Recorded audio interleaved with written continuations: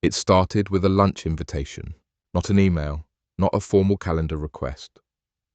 Just a casual message from my CEO, Adam, that popped up on Slack at 9:02 a.m. on a Tuesday. Hey, you free for lunch today? Let's catch up. Now, for most people, that might sound normal, friendly even. But when your CEO hasn't spoken to you directly in over 6 months, a lunch invitation feels less like a gesture and more like a summons. Still, I played it cool. Sure thing, Adam. What time? Meet me at the club at 12:30. I've got a table.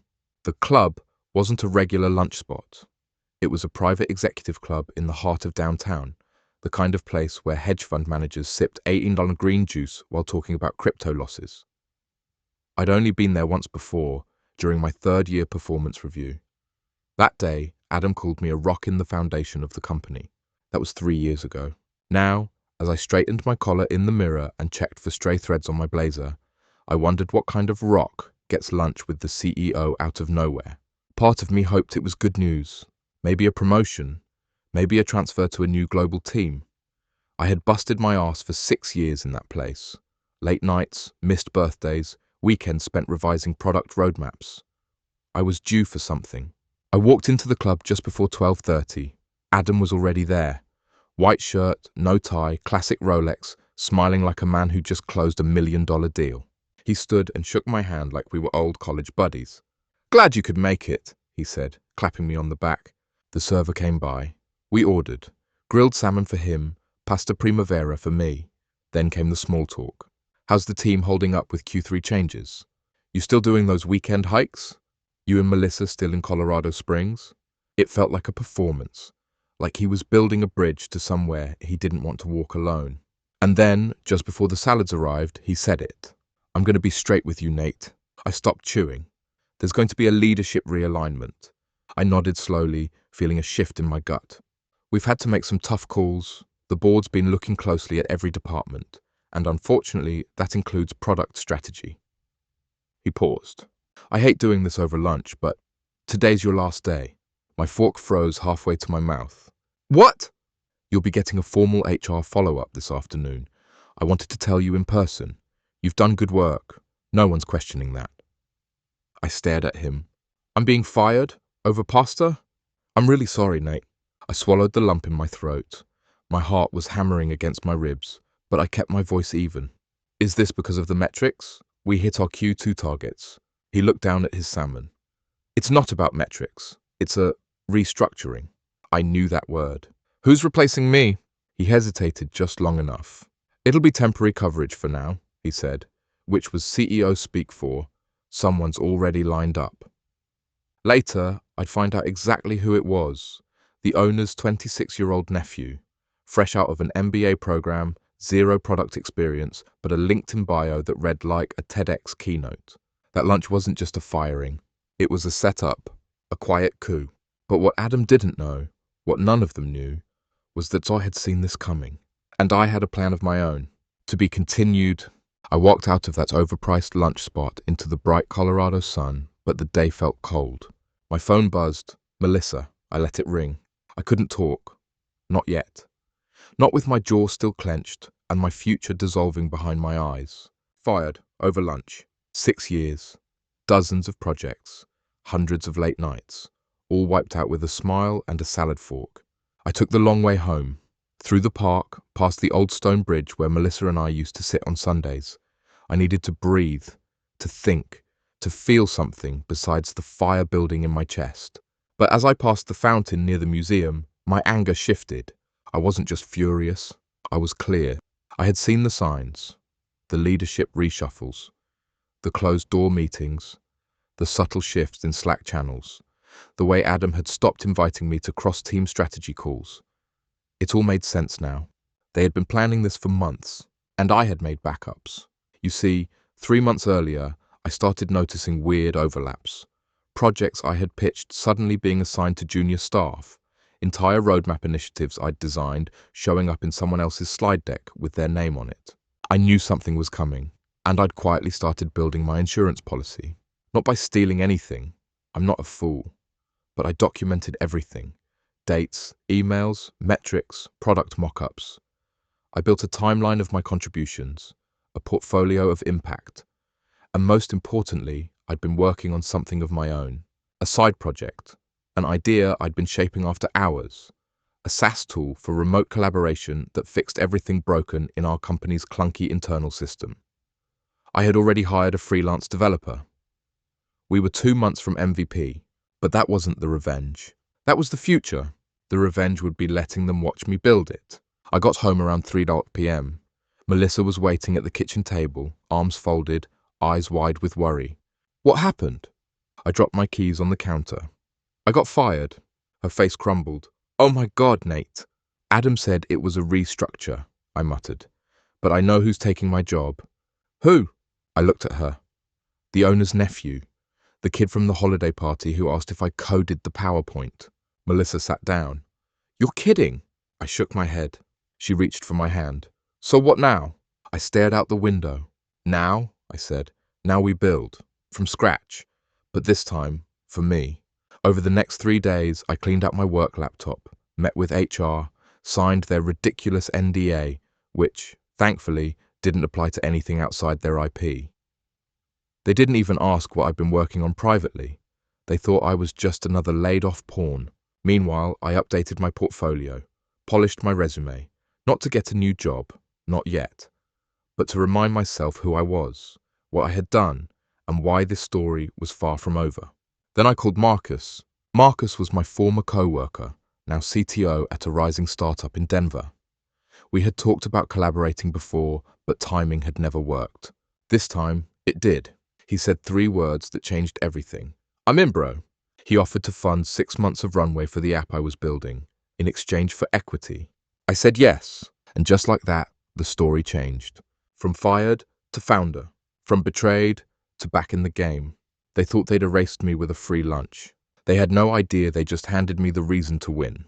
It didn't take long for word to get out. By Monday morning, the team chat was already buzzing with questions, rumors, and a mix of disbelief and awkward silence. My name had disappeared from the org chart, and in its place, like a bad joke in a job interview, was Brandon. Brandon McAllister, the owner's nephew, a 26-year-old LinkedIn influencer who once gave a TEDx talk titled, How Failure Makes You Better Unless You're Me. The kind of guy who showed up wearing a Patagonia vest over designer sneakers, dropping buzzwords like synergy vibes and disruptive innovation as if they were the secret sauce to success. No one had ever seen him in the office before. He was a mystery, wrapped in a social media persona. Yet somehow, he was now the face of product strategy. His first message to the team was a cringeworthy attempt at motivation. Hey rockstars, can't wait to co-lead innovation with y'all. I wasn't there to witness it firsthand, but I had friends inside who kept me updated. What they told me was equal parts infuriating and hilarious. At the next product strategy stand-up, Brandon asked if the team could pivot the roadmap to be more Web3 forward. Keep in mind, this was for a logistics SaaS platform, hardly the place for blockchain buzzwords or NFT talk. He suggested replacing Jira with Notion to make sprinting more aesthetic. Because apparently, managing complex projects was all about looking good on a dashboard. Then, in a move that left everyone scratching their heads, he asked why no one had made a TikTok showcasing the back-end development process. Because nothing says professional like viral dance videos about code reviews and bug fixes. By the second week, half the senior product managers had stopped replying to his messages. By the third week, 2 had quit outright. One jumped ship to a rival company. Another reached out to me privately. Dude, what's going on over there? He asked, disbelief heavy in his voice. Ask Adam, I replied, referring to the CEO who had orchestrated this whole mess. Meanwhile, I watched silently from the sidelines, through LinkedIn updates, whispered Slack conversations, and public Glassdoor reviews that were starting to turn ugly. But while chaos reigned inside my old company, I was building something new. My app, the remote collaboration tool I'd been sketching in notebooks and designing in Figma for over a year, was coming together fast. It was everything our company's clunky internal system wasn't: sleek, fast, and zero noise. Marcus, my former co-worker turned CTO at a rising startup, brought in 2 more engineers. I hired a talented copywriter to craft our messaging. We ran our first usability tests, and the feedback was electric. One user said it was what Asana would be if it respected my time. We named it Junction. Junction was a platform designed to let remote teams collaborate on deliverables without juggling 25 different tools or drowning in emoji clapping. It was simple, efficient, and built for real work. While Brandon was busy hosting Synergy Wellness Zooms and launching a company Discord server no one asked for, Junction quietly launched in private beta. And guess what? One of the first teams to sign up was a former client from my old job. They left a scathing 1-star review on my former company's latest product release, the very one Brandon had rebranded in his second month, and joined Junction within a week. The dam was breaking. And the best part, I wasn't even trying yet. This was just the beginning of a comeback story no one saw coming. The first time I realized they were truly panicking was when Adam, my former CEO, unexpectedly called Marcus. What Adam didn't know was that Marcus and I were already working together. He thought Marcus, the startup guy, might be interested in consulting for their new remote pivot initiative. Translation: Brandon was in way over his head, and their flagship platform was hemorrhaging clients. Marcus played it cool. He took the meeting, listened carefully to their pitch, and then sent me a voice note that said, "Dude, they are absolutely drowning." I couldn't help but smile. By that point, Junction had evolved from a mere side project into a serious contender in the SaaS world. We weren't just onboarding small teams anymore. We'd closed deals with 2 mid-sized SaaS companies, including one that was a direct competitor to my old employer's biggest client. The momentum was real. What set us apart? We listened. We built what people actually needed, not what sounded flashy in pitch decks or buzzword-filled boardrooms. While Brandon was busy tweeting crypto memes and hosting thought leadership brunches, our users were telling us what worked and what didn't. One early adopter described Junction as what Asana would be if it respected my time. That kind of feedback was gold. Meanwhile, back at my old company, the culture was imploding. Brandon McAllister, the owner's 26-year-old nephew, fresh out of an MBA program and armed with a LinkedIn bio that read like a TEDx keynote, was busy trying to pivot the roadmap to be more Web3 forward for a logistics SaaS platform. He suggested replacing Jira with Notion to make sprinting more aesthetic, and wondered aloud why no one had made a TikTok showcasing the back-end dev process. His first message to the team was a cringe-worthy, "Hey rockstars, can't wait to co-lead innovation with y'all." The senior product managers were baffled. By week 2, half of them stopped replying to him. By week 3, 2 had quit. One joined a rival company.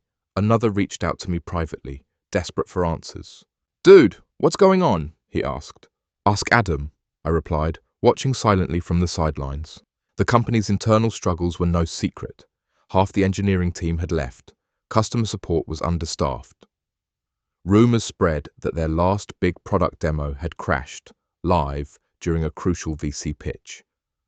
One of the engineers I had mentored messaged me quietly, asking if we were hiring.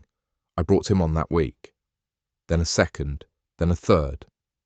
Soon after, a senior marketing lead who had been with the company for 11 years, the same person who once stayed up until 2 a.m. with me before a major client rollout, emailed me directly.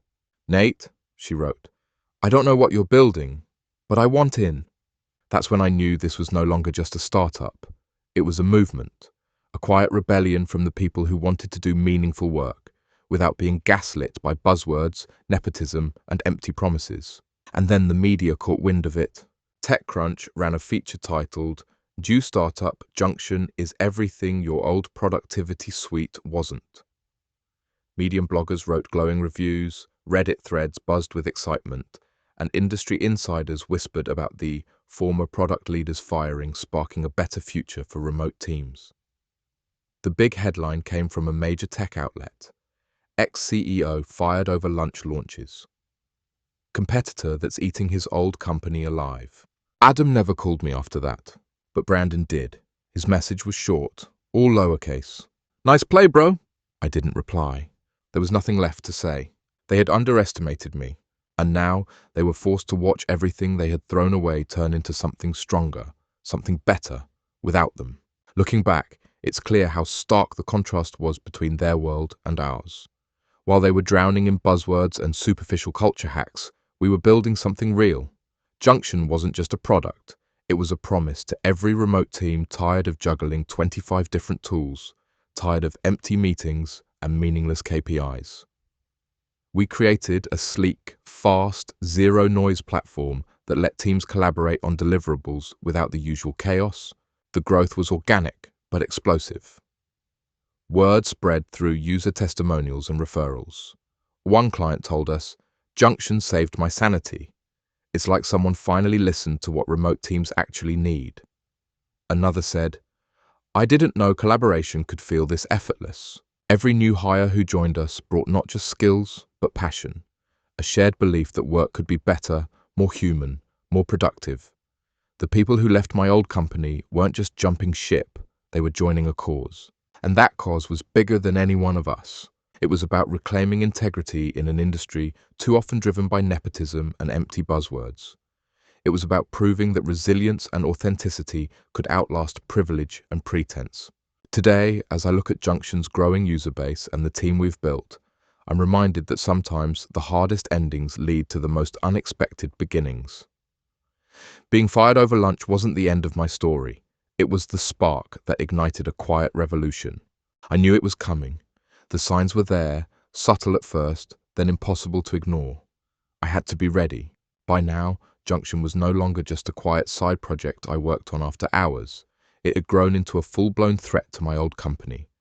Adam and Brandon had their heads buried in the sand, pretending everything was fine, but even they couldn't ignore the writing on the wall when competitors started leaving glowing reviews about Junction on their own platforms. But it wasn't just the growth that mattered. It was the recognition. The moment we hit 500 active users during the beta phase, everything changed. That milestone wasn't just a number. It was proof that we were onto something real. We weren't just solving problems for small startups anymore. Now, big players in the remote workspace were noticing us. Investors started calling. Media outlets scrambled to do features. Our client acquisition rate accelerated faster than I had ever imagined possible. And then, the offers started rolling in. The kind of offers I had dreamed about when I was sitting in that conference room 3 years ago, feeling like I was never going to break through. But this time, I didn't need them anymore. One Monday morning at 9 a.m., my phone buzzed with an email from a well-known VC firm, one that had been a key investor in my old company. The subject line was simple. Let's talk about Junction. They hadn't just lost a good product manager, they had lost a loyal employee who would have fought for them. I wasn't about to hand over my hard work just so they could reap the rewards. So I replied with one sentence, "Thanks, but we're good." The pride I felt typing those words was indescribable. But it wasn't over yet. I had one final move to make, the one that would solidify our position in the market and leave my old company scrambling to catch up. I called a meeting with my core team. We were ready to launch Junction officially. No more beta, no more small-scale testing. It was time to go big. The timing couldn't have been more perfect. Adam's company had just launched a new product update and the reviews were catastrophic. Another failure. Another round of negative press. Customers were leaving in droves. They were bleeding and the media was taking notice. I could already see the headlines forming. Disruption coming from an unexpected source.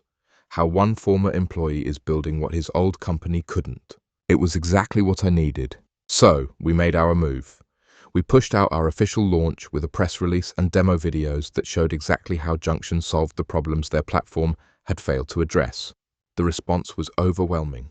Customers started migrating from my old company to ours. Investors were calling. Potential partnerships rolled in. I couldn't help but smile as I watched my old team's marketing materials slowly become irrelevant. They had tried to bury me, but in doing so, they had unknowingly given me the platform to rise. The final nail in the coffin came when I received an email from a former colleague, Sam, the senior developer who had left just before I was fired. He had joined one of my competitors. "We just merged with a new company," Sam wrote. "The one you used to work for. They couldn't handle the pressure. You were right. They didn't listen. I'm sorry we couldn't have worked together longer, but I'm glad you're winning." That message was the validation I needed, not just for myself, but for everything I had built. The late nights, the hours of sacrifice, the belief that something good could come out of something bad. And that's when I knew I wasn't just building a product, I was building a legacy. By the time we hit our 1 year mark, Junction wasn't just a product anymore.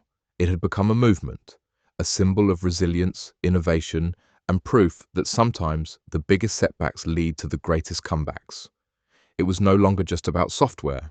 It was about people, purpose, and the power of perseverance. The first year passed in a whirlwind. We launched, iterated, refined, and grew at a pace I hadn't thought possible. Every milestone we reached felt like a hard-earned victory. Every competitor we left behind was a reminder of the long, difficult road we had traveled, the late nights, the sacrifices, the moments of doubt that we overcame. But even with all that progress, there was one final thing left to do. One last piece of the puzzle that would complete the picture. We had become a real threat, and my old company was starting to take notice. The headlines had shifted dramatically, from ex-CEO fired over lunch to ex-employees startup disrupts industry giant.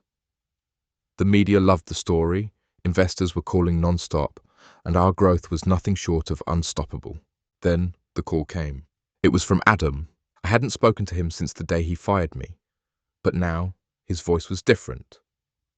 Gone was the confident, commanding CEO I once knew. Instead, there was a tremor in his voice, a desperation I could hear clearly. "Nate, we need to talk." A strange calm washed over me. I wasn't angry, I wasn't resentful, I was simply ready. "About what?" I asked. We want to talk about a possible partnership, something that would benefit both companies," he said, stumbling over his words. "We realize we made mistakes, big ones." I couldn't help but laugh quietly, even though I knew he couldn't hear it on the other end. "Adam, you want a partnership?" I asked, my voice steady and clear. "After everything?" "I know it's a long shot," he said, trying to regain some composure. "But we're struggling. Brandon's not the right fit, and we need help. We need your help. We need to work together." I took a deep breath. "Let me make it clear, Adam," I said, my voice sharp and precise. "You didn't just fire me. You stripped me of my confidence, my vision, and my faith in your leadership. And you handed me the fuel to burn your empire to the ground." There was a long pause on the line. He didn't know how to respond. He was used to being the one in control, the one who dictated the terms. But now, the tables had turned. "I'm not interested in partnership," I continued. "But I'll give you a piece of advice. Take the time to rebuild, but do it with humility, do it with integrity, and do it with the people who actually care about what you're building, not just what you can sell." With that, I hung up. The irony wasn't lost on me. A year ago, I was the one who was let go. Today, I was the one holding all the cards. And I was done playing their game. The next step was clear. Junction had grown beyond what anyone could have imagined. We had an incredible team, a loyal user base, and a product that truly worked. Investors clamored to be part of the next phase of our journey, but I knew what I had to do. The choice was simple. We were going to stay independent. We were going to keep our focus, our values, and our vision. We weren't going to sell out just for a payday. We were going to create something sustainable, something that would last. It was in that moment, with the weight of everything we had accomplished on my shoulders, that I knew we had truly won. We had built something bigger than a product. We had built a company that would stand the test of time. And it was mine. That night, as I sat down to dinner with Melissa by my side, I felt a peace I hadn't felt in a long time. We didn't need their approval. We didn't need their partnership. All we needed was the belief that we could do it ourselves. And we had. The final victory wasn't just about Junction's success. It was about reclaiming my life, my independence, my dignity. It was about proving to myself that no matter how many times you fall, as long as you rise again, stronger, smarter, and with more fire in your belly, you will always come out on top. And so, the story of my firing, my failure, my betrayal, became the story of my redemption. The end. And that's the story of how I went from being fired at lunch to building the business that changed my life. But don't just take my word for it. This journey isn't over. It's only just beginning. If you're enjoying this content and want to hear more incredible stories of resilience, entrepreneurship, and overcoming the odds, don't forget to subscribe to my channel, hit that like button, and share this story with anyone who might need a reminder that they can turn things around, no matter what life throws their way. Stay tuned for more. Until next time, keep building. Your time is coming.